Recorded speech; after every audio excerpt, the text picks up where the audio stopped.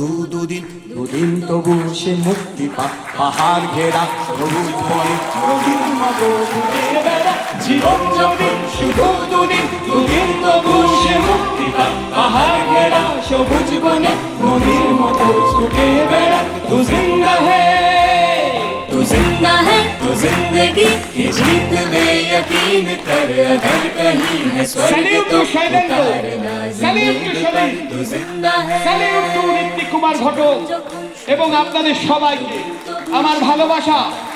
জীবনের শেষ প্রান্ত পর্যন্ত আমার ভালোবাসা। The people in my place